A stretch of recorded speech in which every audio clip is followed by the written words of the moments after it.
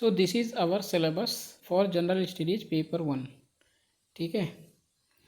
और ये कवर करेगा 3 to 4 सब्जेक्ट्स को, जैसे इंडियन हेरिटेज एंड कल्चर।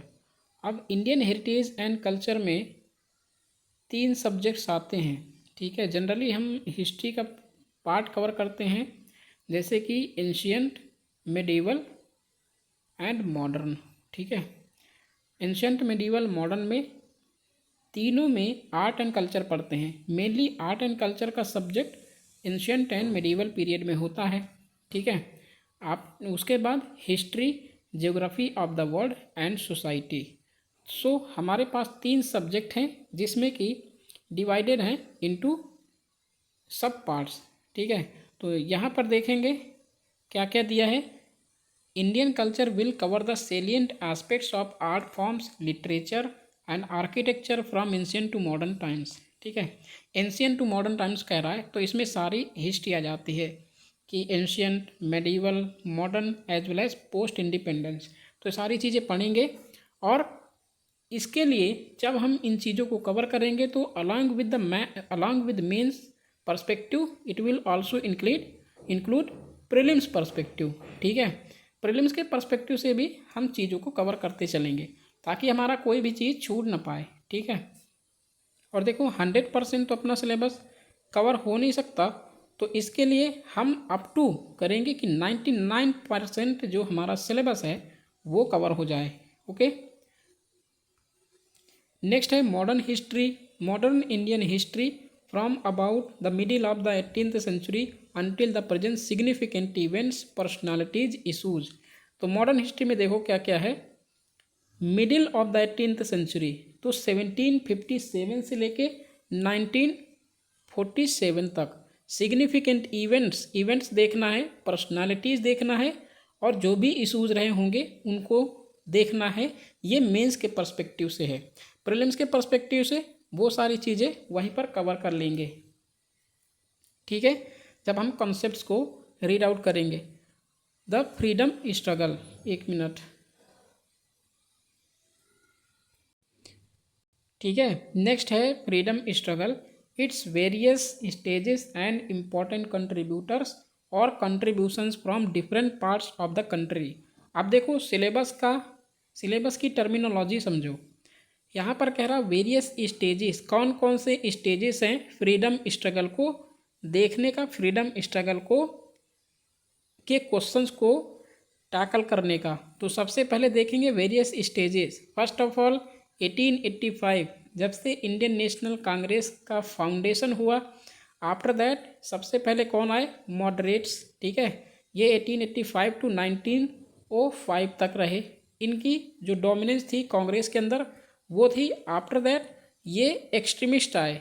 ये एक्सट्रीमिस्ट 1905 से लेकर 1919 तक आया, ठीक है। जब गवर्नमेंट ऑफ इंडिया एक्ट 1919 यहाँ पर इस्टेब्लिश हुआ, उसका जो है मूवमेंट फिर वहाँ पर से चेंजमेंट हुआ जब गांधी जी पिक्चर में आए, ठीक है। तो वेरियस स्टेजेस ये हो गए। इम्पॉर्टेंट कंट्रीब्यूटर्स और कंट्रीब्यूशंस, क्या क्या कंट्रीब्यूशंस रहे लीडर्स के, ठीक है, different parts of the country. हम देखेंगे वेरियस डायमेंशंस, जैसे नॉर्थ, साउथ, ईस्ट, वेस्ट और सेंट्रल इंडिया। कौन कौन से पार्ट में ज़्यादा मतलब वायलेंट रिवोल्यूशन हुआ या फिर रिबिलियंस हुए, कौन कौन से पार्ट में जो आइडियोलॉजिकली इम्पॉर्टेंट स्ट्रगल थे वो क्या थे, वो सारी चीज़ें देखेंगे। नेक्स्ट है post independence, consolidation and reorganisation within the country. History of the world will include events from 18th century such as Industrial Revolution, World Wars, Redrawal of National Boundaries। इसका मतलब क्या है, जो हम जर्मन यूनिफिकेशन की बात करते हैं, colonisation, decolonisation, political philosophies like communism, capitalism, socialism, ये 3 फिलॉसफी काफ़ी इम्पॉर्टेंट है। ये सारी चीज़ें देखेंगे जब हम वर्ल्ड हिस्ट्री पढ़ेंगे। Their forms and effects on the society, salient features of Indian society. अब सोशल इशूज़ का पार्ट आएगा, तो सेलिएंट सोसाइटी का पार्ट आएगा। तो salient features of Indian society, diversity of India, unity in diversity, ठीक है। Role of women and women's organisation, population and associated issues, poverty and developmental issues, urbanization, their problems and their remedies, effects of globalization on Indian society। तो globalisation का effect क्या था Indian society में वो देखेंगे, और आज भी क्या इम्पैक्ट पड़ रहा है, ठीक है। From since 1991 reform, economic reform आया था ग्लोबलाइजेशन, ठीक है। ग्लोबलाइजेशन का जो एलपीजी रिफॉर्म है, लिबरलाइजेशन, प्राइवेटाइजेशन और ग्लोबलाइजेशन, ठीक है। Social empowerment, communalism, regionalism and secularism, काफ़ी इंपॉर्टेंट कॉन्सेप्ट्स हैं जो कि ये सारे मीन्स कि जीएस पेपर 2 का भी पार्ट है और जीएस पेपर 4 का भी पार्ट है, ठीक है। तो ये हम इंटीग्रेट करके देखेंगे और सेपरेटली कॉन्सेप्ट भी यहाँ पर क्लियर करेंगे। Salient features of world's physical geography, physical geography पूरे यहाँ पर देखेंगे बेस्ड ऑन एनसीईआरटी। जो भी एनसीईआरटीज़ हैं, एनसीईआरटीज़ क्योंकि काफ़ी इंपॉर्टेंट है, एनसीईआरटी ही अल्टीमेटली आपका जो ज्योग्राफी का पार्ट है वो सारी कवर करते हैं। जो भी करंट अफेयर्स का पार्ट है वो करंट अफेयर्स में देखेंगे, ठीक है। Distribution of key natural resources across the world including South Asia and the Indian subcontinent, factors responsible for the location of primary, secondary as well as tertiary sector industries in various parts of the world including India. तो ये हमारा natural resources है, world के context में भी पढ़ेंगे और उनको इंडिया के कंटेक्स्ट में भी पढ़ेंगे, ठीक है। तो सिलेबस में ये गिवन है। नेक्स्ट है important geographical phenomena, for example earthquakes, tsunami, volcanic activity, cyclone etc. Geographical features and their location changes in critical geographical features including water bodies and ice caps and in flora and fauna and the effects of such changes। तो ये किसका part है, disaster management का भी part हो जाता है, ठीक है।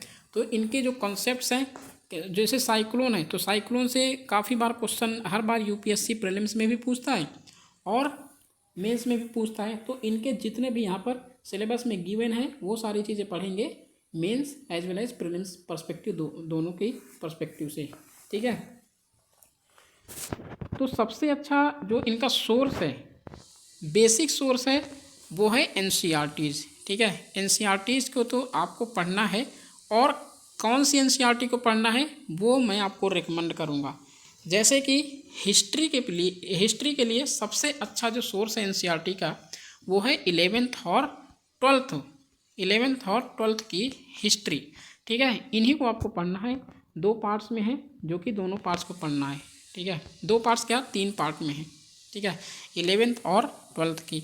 उसके बाद आते हैं सोसाइटी में आपको जो सोशल इशूज़ हैं, सोशल इशूज़ जो करंट में चल रहे होते हैं उनके पर्सपेक्टिव से, और एनसीईआरटी जो 11th-12th की एनसीईआरटी है सोसाइटी का वो आपको पढ़ना है। उनके कंसेप्ट्स, केवल कंसेप्ट ही बस पढ़ना है, ठीक है। नेक्स्ट है हमारा ज्योग्राफी तो थॉरली आपको एनसीईआरटी पढ़ना ही पढ़ना है, वो है 6th to 12th, ठीक है। 6th to 12th आपको पढ़ना है। लेकिन जो मैं एनसीईआरटी ला रहा हूँ जिसमें से मैं जो भी कंटेंट मेरे पास रेफरेंस है उससे मैं आपकी सारी ज्योग्राफी की जो प्रॉब्लम्स है वो सॉल्व हो जाएंगी, ठीक है। क्योंकि एनसीईआरटी का पार्ट है, अलग से एडवांस बुक से मैंने उन्हें उठाया है, ओके। तो don't worry, we will cover whole of the syllabus, okay, for GS paper 1।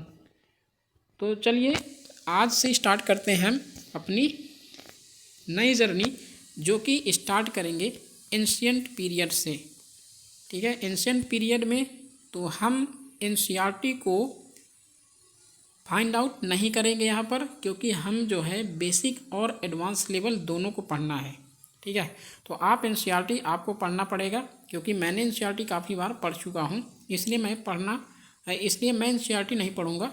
यहाँ से आपको एडवांस बुक को ले जाके वहाँ पर आपको सारे रेफरेंस पॉइंट्स दे दूँगा, ठीक है। और सबसे पहले आपको अंडरस्टैंड करना होगा कि एनसीईआरटीज़ ये काफ़ी इम्पॉर्टेंट है हिस्ट्री पॉइंट ऑफ व्यू से, और ज्योग्राफी पॉइंट ऑफ व्यू से भी काफ़ी इम्पॉर्टेंट है। ठीक है, तो हिस्ट्री में मैं आपको आर.एस. शर्मा की बुक है वहीं से मैं आपको पढ़ाऊँगा, क्योंकि ये एडवांस बुक को अभी टैकल करने वाला कोई भी नहीं है। ठीक है, इसका सब्स्टिट्यूट कोई नहीं है, क्योंकि लास्ट 2 to 3 डिकेड्स में हिस्ट्री की कोई ऐसी बुक नहीं आई, क्योंकि जो राइटर्स हैं वो अपलोड करते रहते हैं, लॉन्च करते रहते हैं अपने राइटिंग को, हिस्ट्री के बुक्स को, बट वो प्रेजेंट कंटेक्स्ट जो हमारी ओल्ड बुक्स हैं, एनसीईआरटीज़ हैं, वो काफ़ी इम्पॉर्टेंट हैं, काफ़ी ज़्यादा उसमें जो बेसिक कंसेप्ट्स हैं वो काफ़ी इम्पॉर्टेंट हैं। रादर देन आप एक बुक को 10 बार पढ़िए, 10 बुक को एक बार मत पढ़िए। ठीक है, तो चलिए ले चलता हूँ मैं। आज से स्टार्ट करते हैं अपनी न्यू जर्नी, जो कि है एंशिएंट हिस्ट्री। ठीक है, मैं यहाँ से जो हमारी बुक है वो आर.एस. शर्मा की है। ठीक है, तो आर.एस. शर्मा से मैं आपको सारी चीज़ें पढ़ाऊँगा और सारे कॉन्सेप्ट क्लियर हो जाएंगे आपके। तो पहला chapter, the significance of ancient Indian history, unity in diversity, the relevance of the past to the present. इसकी क्रोनोलॉजी क्या है वो सारी चीज़ें देखेंगे। ओके, नेक्स्ट है modern historians of ancient India. Okay, एक मिनट, ये ठीक है।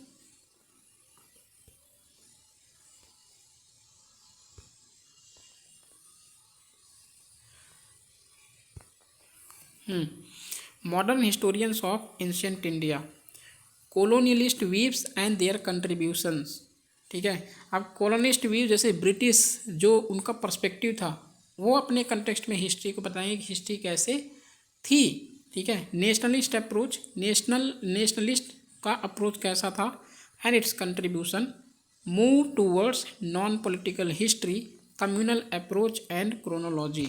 ठीक है, ये चीज़ें देखेंगे। Nature of sources and historical construction, तो मटेरियल रिमेन्स जो भी यहाँ पर फाइंड आउट किए गए हैं उनके कंटेक्स्ट में देखेंगे, जैसे archaeological view, archaeological remains, coins जो हम पढ़ते हैं, कॉइन्स क्या होती है, स्टडी ऑफ कॉइन्स कैसे बोलते हैं, थ्योरी नेम इज न्यूमिज्मेटिक्स।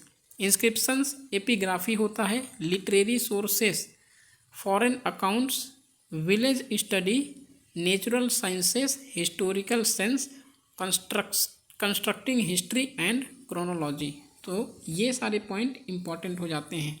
नेक्स्ट है ज्योग्राफिकल सेटिंग, तो इमरजेंस ऑफ इंडिया, इंडिया का इमरजेंस कैसे हुआ और कहाँ से हुआ, ये सारी चीज़ें देखेंगे। The role of the monsoon, monsoon का रोल इंडिया के पर्सपेक्टिव से काफ़ी इम्पॉर्टेंट है, क्यों है ये यहाँ पर देखेंगे। द नॉर्दर्न बाउंड्रीज और इसके नॉर्दर्न बाउंड्रीज से ही इतने ज़्यादा इन्वेजन क्यों हुए, वो हिस्ट्री ज्योग्राफी दोनों कंबाइंड करके पढ़ेंगे। रिवर्स के बारे में पढ़ेंगे, natural frontiers and cultural contacts के बारे में पढ़ेंगे, मिनरल्स एंड अदर रिसोर्सेस और क्रोनोलॉजी इनकी क्या रही। इकोलॉजी एंड इन्वायरमेंट के कंटेक्स्ट में देखेंगे, तो इकोलॉजी, सबसे पहले इकोलॉजी देखेंगे। ठीक है, ecology, environment and human advance, surroundings and settlements, the rain and human effort, ancient attitudes towards the environment. ठीक है, लिंग्विस्टिक बैकग्राउंड में प्रिंसिपल लैंग्वेज ग्रुप्स। ठीक है, लैंग्वेज के बैकग्राउंड में पढ़ेंगे प्रिंसिपल लैंग्वेज ग्रुप्स। तो जो लैंग्वेज ग्रुप्स हैं, जैसे नॉर्थ इंडिया में कौन कौन सी लैंग्वेज बोली जाती हैं, and which language are speaking in South India, are being spoken in South India, Austro Asiatic, Tibeto Burman, Dravidian, Indo Aryan, ethnic groups and language families. ठीक है, तो ये जैसे रिजले ने दिया था, रिजले ने फाइंड आउट, और बी एस गुहा। ठीक है, इनकी ये क्लासिफिकेशन थी कि लिंग्विस्टिक और जो कल्चरल बेसिस हैं वो कैसे इंडियन कल्चर को और इंडियन लैंग्वेजेस को डेवलप किया। नेक्स्ट है human evolution, the old stone as.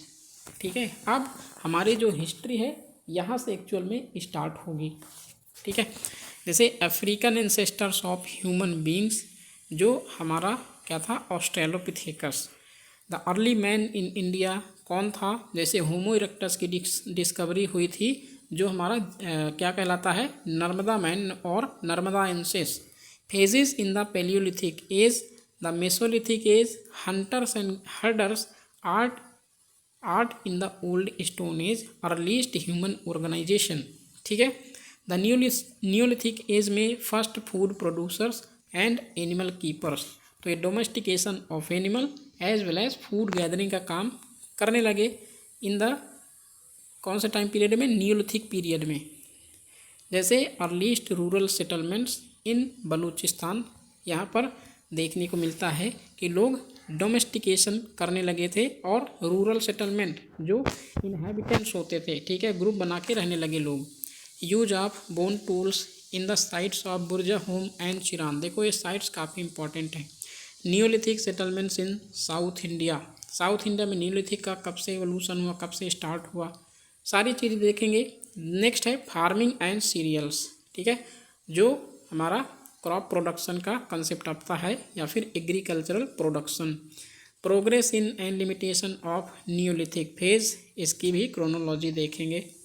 Neolithic cultures, chalcolithic culture.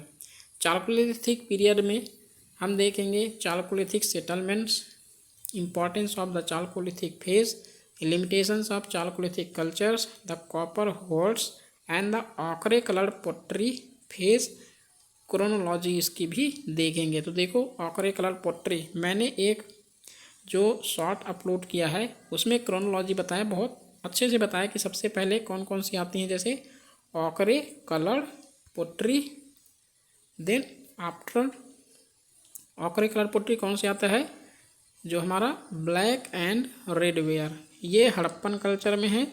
और फिर जो हमारा आयरन एज में है वो पेंटेड ग्रे वेयर। ठीक है, और Mauryan and post Mauryan age के ड्यूरेशन में कौन सा आता है, नॉर्दर्न ब्लैक पोलिश्ड वेयर। ठीक है, ये यहाँ पर पोट्रीज हैं जो काफ़ी इम्पॉर्टेंट हैं। ठीक है, नेक्स्ट आता है हमारा हड़प्पन कल्चर, जिसे कहते हैं bronze age civilization. Urbanization in the Indus valley. ठीक है, इंट्रोडक्शन देखेंगे इसका। टाउन प्लानिंग एंड स्ट्रक्चर्स काफ़ी इंपॉर्टेंट है। ठीक है, agriculture, domestication of animals, technology and crafts, trade and commerce. Okay, social organization देखेंगे, policy, religious practices, the male deity in the Indus valley. जैसे मेल डीटी कौन है, पशुपति। ठीक है, ट्री एंड एनिमल वर्शिप, जैसे पीपल ट्री का हम पूजा करते थे। ठीक है, the Harappan script, weights and measures, Harappan pottery, अब ये पोट्री हैं, ये काफ़ी इंपॉर्टेंट हो जाती हैं। Seals and sealings. ठीक है, सील्स काफ़ी ज़्यादा मिले हैं। Images, terracotta figurines, stone work, end of the Indus culture, maturity, post urban phase, percolation of new peoples, problem of origin. Harappan culture का ओरिजिन कैसे हुआ और इसका डिक्लाइन कैसे हो गया। Was the Harappan culture Vedic, problem of continuity, chronology of Harappan archaeology. तो ये सारी चीज़ें फाइंड आउट करेंगे और फाइनली हम देखेंगे how Harappan civilisation was declined. ठीक है, नेक्स्ट है identity of Aryan culture. Aryan culture की आइडेंटिटी कैसे थी, text for trades of Aryan culture, the horse, its domestication and diffusion, the war chariot, spoked wheels.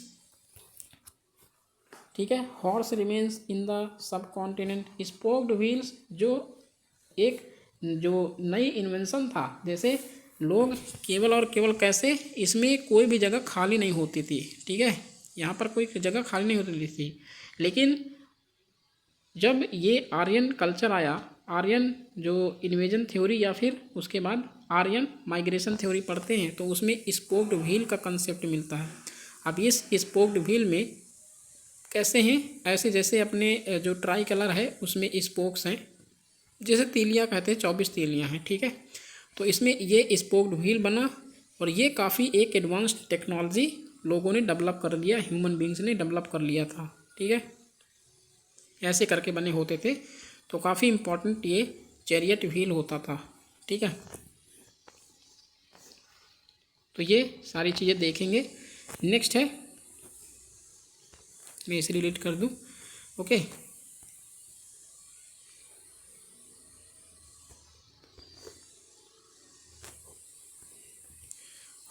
तो spoked wheels, horse remains in the subcontinent, pit dwelling culture. Pit dwelling culture क्या है वो देखेंगे। Birch में, birch किसके लिए important था, क्यों इम्पोर्टेंट था, इसके बारे में देखेंगे। यूपीएससी जनरली ऐसे क्वेश्चन पूछ लेता है, ठीक है। क्रीमेशन, जैसे क्रीमेशन ग्राउंड भी होते थे, आर्कियोलॉजिकल सर्वे ऑफ इंडिया ने फाउंड आउट किया है, ठीक है, आर्कियोलॉजी ने। The fire cult, animal sacrifice, horse sacrifice, the cult of Soma, Soma जैसे लिक्विड ये होता था ड्रिंक करने के लिए, ठीक है। The swastika, language and inscriptional evidence, dispersal of the Indo Aryans, इसकी भी सारी क्रोनोलॉजी देखेंगे।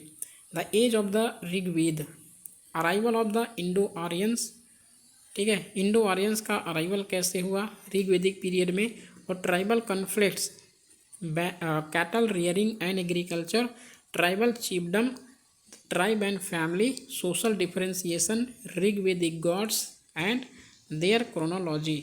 नेक्स्ट है later Vedic phase, transition to state and social order. Later Vedic age और ऋग्वेदिक पीरियड में यहाँ पर यूपीएससी कई बार इनके जो सोशल सिस्टम, इकोनॉमिक सिस्टम या फिर इनमें डिफरेंसेस भी पूछ रखा है, ठीक है। तो उसके पर्सपेक्टिव से काफ़ी इम्पॉर्टेंट हो जाता है दोनों फेज, अर्ली वैदिक पीरियड एंड लेटर वैदिक पीरियड। नेक्स्ट है एक्सपांसन इन द लेटर वैदिक पीरियड, इनका जो पॉलिटिकल सिस्टम था इस फेज में और अर्ली वैदिक पीरियड में वो कैसा है, इनका कंपैरिजन देखने को मिलता है। यूज़ ऑफ आयरन, आयरन का यूज़ क्या वैदिक पीरियड में मिलता है, तो इसके जनरली आंसर है नहीं, क्योंकि जो इनका टाइम पीरियड है वो कब से कब तक है। जैसे अर्ली वैदिक पीरियड का टाइम पीरियड 1500 से लेकर 1000 तक है BC, ठीक है, BCE तक। और इसका लेटर वैदिक पीरियड कब से है 1000, जनरली 1000 से 500 BCE को मानते हैं, okay.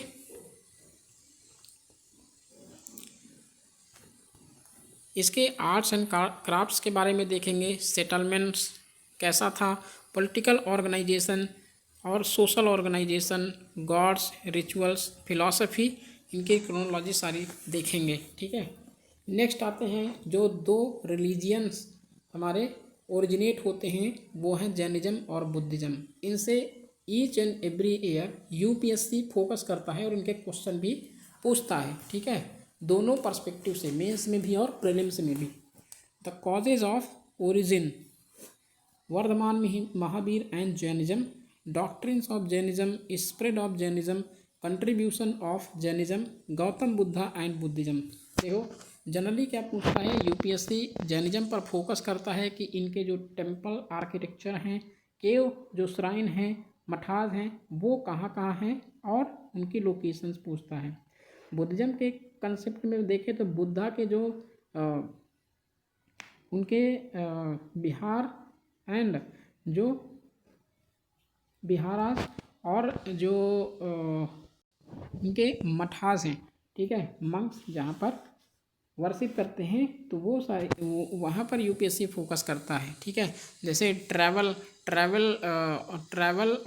Travellers of Buddhist monks, ठीक है, one part of the country to another part of the country, one country to another inter country, ऐसे करके पूछता है यूपीएससी कि वो ऐसे कहाँ से कहाँ गए, ठीक है, और कौन गया, ओके।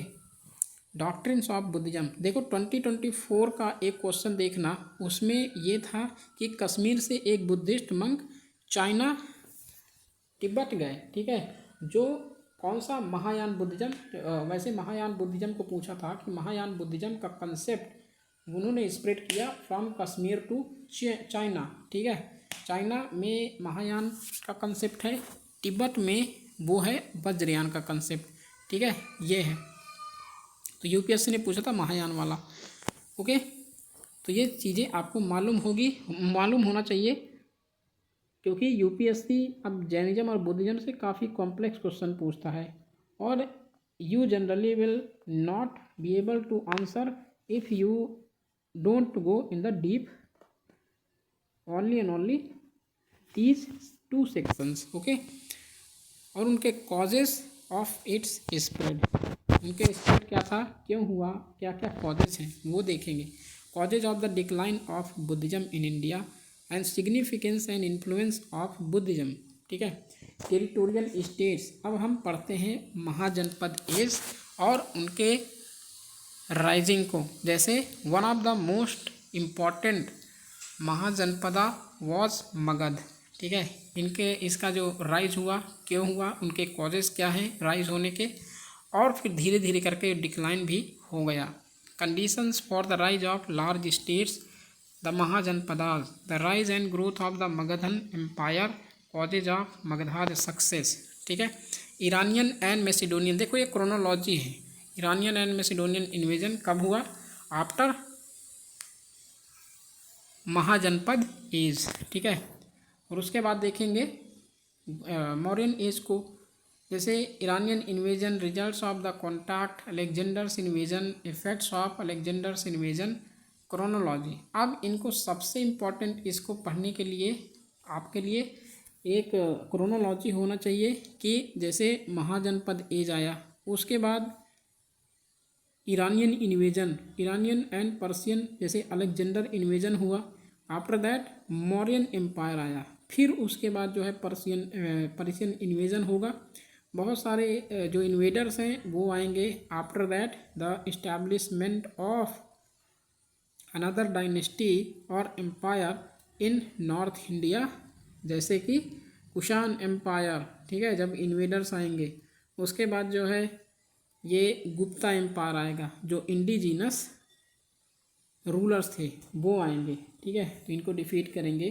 फिर ऐसे कर करके मतलब जंप करती है हिस्ट्री। नेक्स्ट है state structure and the varna system in the age of the Buddha.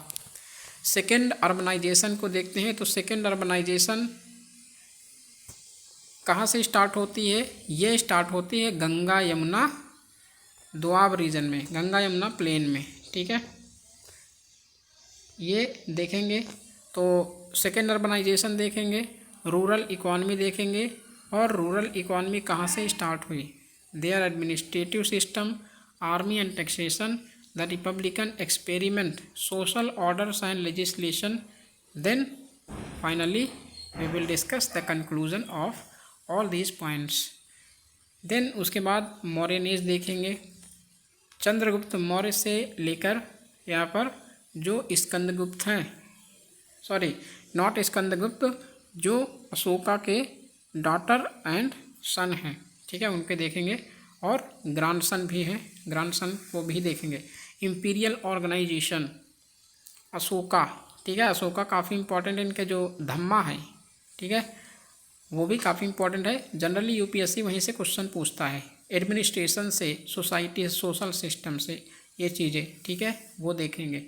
Ashokan inscription के बारे में, इंस्क्रिप्शन से काफ़ी बार क्वेश्चन पूछा है, जैसे रॉक एडिक्ट, पिलर एडिक्ट्स। ठीक है, आयरन इंस्क्रिप्शंस और सिंपली इंस्क्रिप्शंस, कॉपर इंस्क्रिप्शंस, ये सारी चीज़ें यहाँ पर देखेंगे, काफ़ी इंपॉर्टेंट हो जाते हैं इनको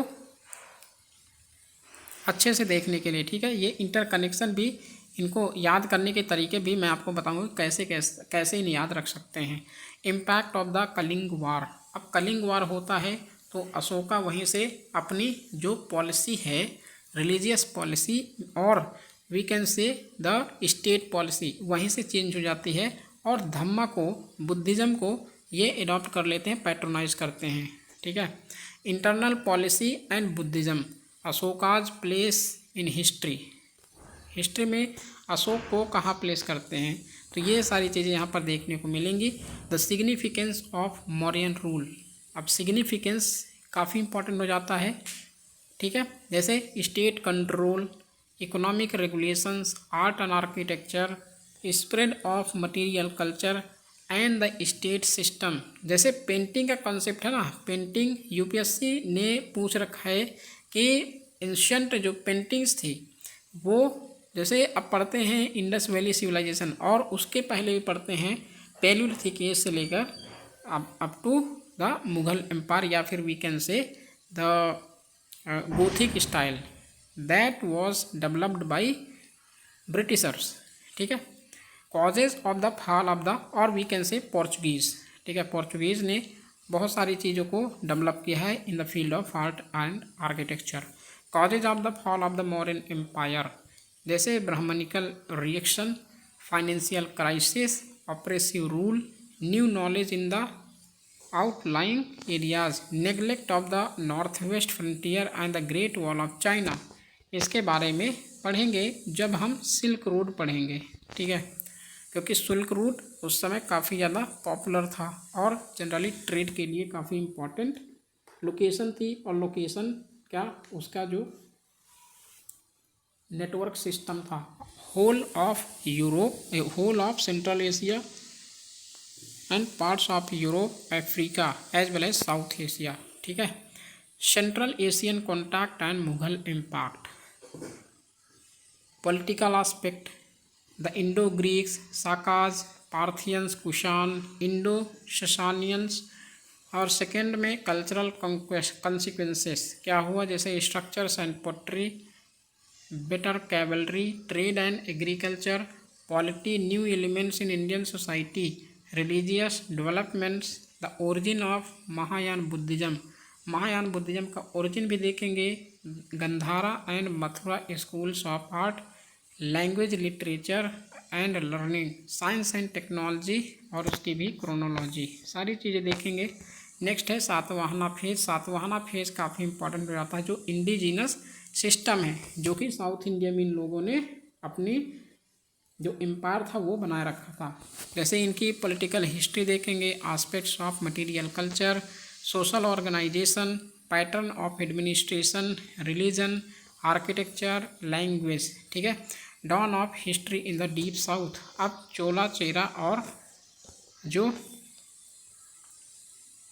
पांड्य एम्पायर था वो देखेंगे। जैसे तमिल संगम लिटरेचर, इनके बारे में पढ़ेंगे। जैसे the megalithic background, megalithic culture South India में ही आर्कियोलॉजिकल सर्वे ऑफ इंडिया ने फाउंड आउट किया, आर्कियोलॉजी मिली है। State formation and the development of civilisation, three early kingdoms like Chola, Pandya and Cheras, the purse and sword, rise of social classes, beginnings of Brahmanism. Brahmanism का beginning South India में क्यों हुआ, काफ़ी interesting story है, इसे हम डिटेल में देखेंगे। ठीक है, Tamil language and Sangam literature, social evolution from Sangam text. Okay, next है crafts, commerce and urban growth. Urban growth यहाँ से स्टार्ट होता है और फाइनली जाते जाते अर्ली मेडिवल पीरियड, इसमें आते आते जो हमारा अर्बन ग्रोथ है वो डिक्लाइन हो जाता है और धीरे धीरे करके वो चेंज हो जाता है फ्यूडल सिस्टम में। ठीक है, फ्यूडल सिस्टम का कॉन्सेप्ट देखेंगे, फ्यूडल सिस्टम का राइज देखेंगे, और जो यहाँ पर रीजनल डायनेस्टीज़ हैं, कौन कौन रूल कर रहा था उस समय वो देखेंगे। Fragmentation of the society, fragmentation of the empire. ठीक है, ये सारी चीज़ें अकर होती हैं, इस वजह से फ्यूडल सिस्टम आया, लाइक केम इन यूरोप। ठीक है, crafts, commerce and urban growth को देखेंगे। इसकी क्रोनोलॉजी टाइम पीरियड है 200 BC to 250 AD। Crafts and craftsman को बारे में पढ़ेंगे। Types of merchants, trade routes and centres, goods in foreign trade, money economy, urban growth and finally chronology, rise and growth of the Gupta empire. अब इसका Gupta empire का contact जो है ये देखेंगे, काफ़ी इंपॉर्टेंट चैप्टर है, पूरे डिटेल में देखेंगे। Background, Chandragupta first AD 319 to 34, Samudragupta 335 to 80, Chandragupta second 380, ये एक्सपेंशनरी थे। ठीक है, एक्सपेंशनिस्ट थे। Samudragupta Chandragupta, Vikramaditya, fall of empire, ठीक है, life in the Gupta age, system of administration, Gupta age में जो एडमिनिस्ट्रेशन का सिस्टम था कैसा रहा, उनके टर्म्स एंड कंडीशंस काफ़ी इंपॉर्टेंट हो जाते हैं, trends in trade and the agrarian economy, ठीक है, लोकल रूरल इकोनॉमी थी और काफ़ी ज़्यादा रिमार्केबल इकोनॉमी थी, but due to the fragmentation of the society, fragmentation of the empire, the local general rulers also emerged during that time. Social developments के बारे में बात करेंगे, द स्टेट ऑफ बुद्धिज़्म, यहाँ पर बुद्धिज़्म का डिक्लाइन देखने को मिलता है, लेकिन some rulers were patronized by Buddhist monks, ठीक है, जैसे जैसे हर्षवर्धन के बारे में पढ़ेंगे तो सबसे पहले हर्षवर्धन ने जैनिज्म को फॉलो करना चाहा, आफ्टर दैट हीनयान बुद्धिज्म को फॉलो किया, देन वेनसॉन्ग ने हर्षवर्धन को बताया महायान फॉलो करने के लिए। तो ये सारी इंटरेस्टिंग स्टोरीज हैं, बट ये इंटरेस्टिंग स्टोरीज हमें जनरली नहीं पता करना, ठीक है, हमें पता करना है जो रिक्वायरमेंट है for the UPSC perspective. The origin and growth of Bhagavatism, art, literature, science and technology, ठीक है। नेक्स्ट है spread of civilization in eastern India, science of civilization, Odisha and eastern and southern MP, Bengal, Assam, the formative phase, chronology इनकी देखेंगे, Harsha and his times, Harsha's kingdom, administration कैसा था during Harsha, Buddhism और नालंदा, इन दोनों का कंसेप्ट देखेंगे, उसकी क्रोनोलॉजी भी देखेंगे, ठीक है। नेक्स्ट है Brahmanization, rural expansion and peasant protest in the peninsula, ठीक है। न्यू फेज देखेंगे, न्यू फेज क्यों हुआ, कैसे हुआ, states of the Deccan and south India, the Kalabhra revolt, conflict between the Pallavas and the Chalukyas, Pallavas of Kanchipuram and Chalukyas of Badami इनकी capital थी, ठीक है, ये देखेंगे। टेम्पल्स के बारे में देखेंगे, टेम्पल्स दो टाइप, जैसे कई प्रकार के हैं, मेनली दो टाइप, जैसे नागर स्टाइल ऑफ टेम्पल आर्किटेक्चर और Dravidian style of temple architecture, ठीक है। और इसके जो मिक्स है, ट्रांजिशन है, वो कौन सी है, वो है जो सेंट्रल एशिया में चालुक्याज ने एडॉप्ट किया था, ठीक है।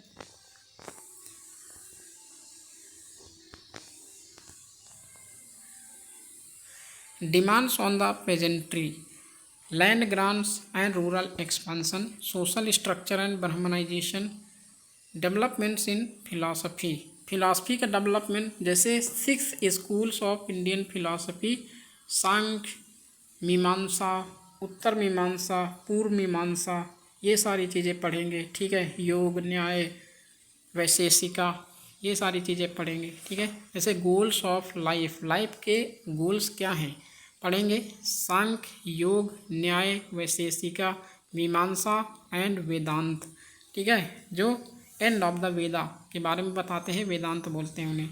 Charvaka philosophy and the materialistic view of life, ये सारी चीज़ें देखेंगे, काफ़ी इम्पॉर्टेंट है for the mains point of view as well as prelims point of view से, पर्सपेक्टिव से।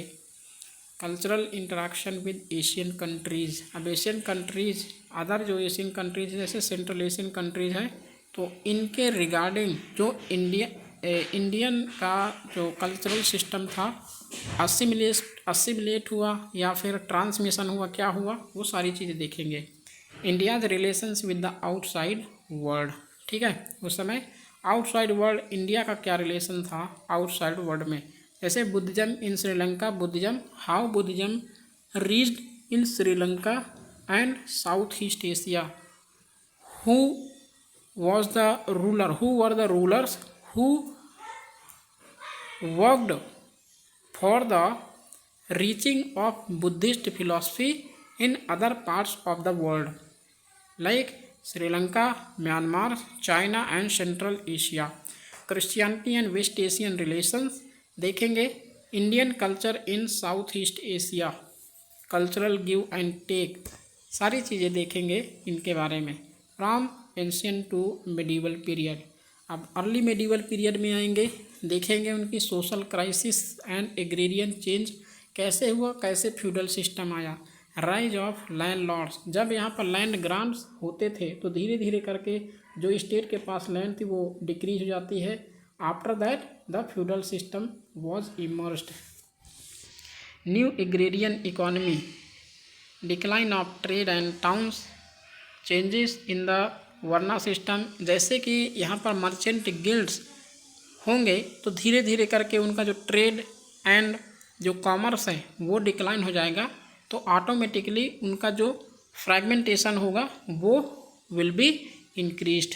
ठीक है।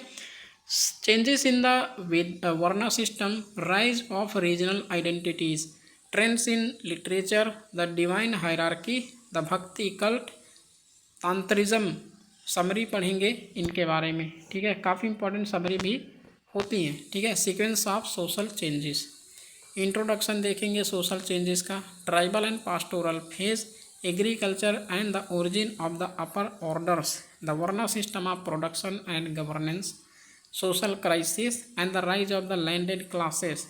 ठीक है। Legacy in science and civilization, जैसे religion, the varna system, philosophical systems, crafts and technology, polity, science and mathematics. ठीक है, काफ़ी इंपॉर्टेंट है इनके जो, जैसे आर्यभट्ट, वरामिहिर, ठीक है, चारवाक, सुश्रुत, जो प्लास्टिक सर्जरी के यहाँ पर उन्होंने डिस्कवरी किया था। मेडिसिन के बारे में पढ़ेंगे, ज्योग्राफी, जो एस्ट्रोनॉमी है। ठीक है। आर्ट एंड लिटरेचर के बारे में देखेंगे, जो कि नवरत्नास थे चंद्रगुप्त विक्रमादित्य के कोर्ट में। स्ट्रेंथ एंड वीकनेसेस भी देखेंगे एंशियंट पास्ट पे। ठीक है। तो ये आज का हमारा जो एंशियंट हिस्ट्री का ओवरव्यू था मैंने आपको बता दिया, और इसे कल से पूरी तरीके से डिस्कस करेंगे, थॉरली डिस्कस करेंगे, और विद इन टाइम हमारा जो टारगेट होगा वो अप टू मार्च तक हमारा पूरा कोर्स कंप्लीट हो जाएगा। ठीक है। तो आप रेगुलर बने रहिए। लेक्चर में अगर सब्सक्राइब नहीं किए चैनल को तो प्लीज़ सब्सक्राइब करिए, ताकि आगे आने वाले लेक्चर्स आपको प्रॉपर मिल सके। ठीक है। और बेल आइकन ज़रूर दबा देना, ताकि कोई भी जो अपडेट है वो मिस ना हो पाए। सो मिलते हैं कल। जय हिंद।